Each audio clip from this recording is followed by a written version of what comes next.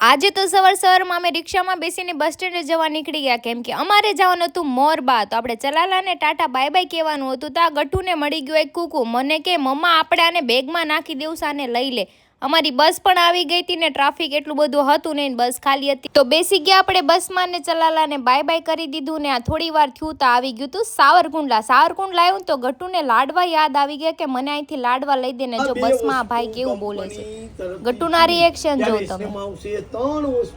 ગટ્ટુને તો બહુ મજા આવી ગઈ ને આવી ગયું તું વીવડી. અહીંથી આપણે છે ને લેવા આવવાના હતા તો અહીંયા નીચે ઉતરી ગયા બસથી. હું તો પહેલી વાર આ સાઈડ આવી છું અને ગટ્ટુ કે મમ્મા હાલીને જાઉં છું. મેં તો હાલીને ન જવાનું હોય ને. પછી ત્યાં જઈને પહેલાં તો આપણે ચા પી લીધી ને અહીંયા ગણેશ સ્થાપના હતી. તો ગટ્ટુ ગણપતિ બાપાને ભાળીને પગે લાગે અને બાર ફળિયું હતું તો એ રમવા દ્વેગે ધૂળ ભાળે એટલે એ ધૂળ મૂકવાની છે. મને હારોરે રમાડીને પછી ગાદલા હતા તો ત્યાં રમતી હતી અને હું પણ થોડીક વાર મીધો અહીંયા આરામ કરું.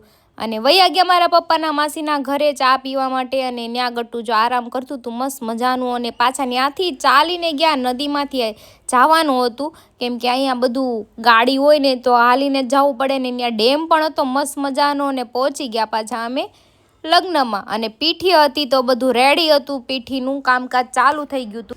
પીઠીનું ફોટોશૂટ ચાલુ થઈ ગયું હતું ને મારું ગટ્ટુ ક્યારનું સૂઈ ગયું હતું. જગાડવા ગઈ તો એ મારા ખોળામાં પાછી સૂઈ ગઈ. જાગીને ફ્રેશ થઈને પાછા અમે આવી ગયા હતા જ્યાં લગ્ન હતા ત્યાં. અને ઠંડી એટલી ગજબની હતી કે વાત જવા દો ને. ગરબા ચાલુ થઈ ગયા હતા તો ગટ્ટુ મને ન જવા દીધી પણ એ ગરબા રમવા વહી ગઈ. જો કેવા મસ્ત ગરબા રમે છે બધાય. મેં ગટ્ટુને કીધું મને ડાન્સ કરવા જવા દે કે ના મમ્મા તારે ડાન્સ નથી કરવો. પછી મારા આંટી ગટ્ટુને લઈ ગયા તો ગટ્ટુ યારે એ ડાન્સ કરતા હતા ને પછી મેં થોડોક ડાન્સ કરી દીધો.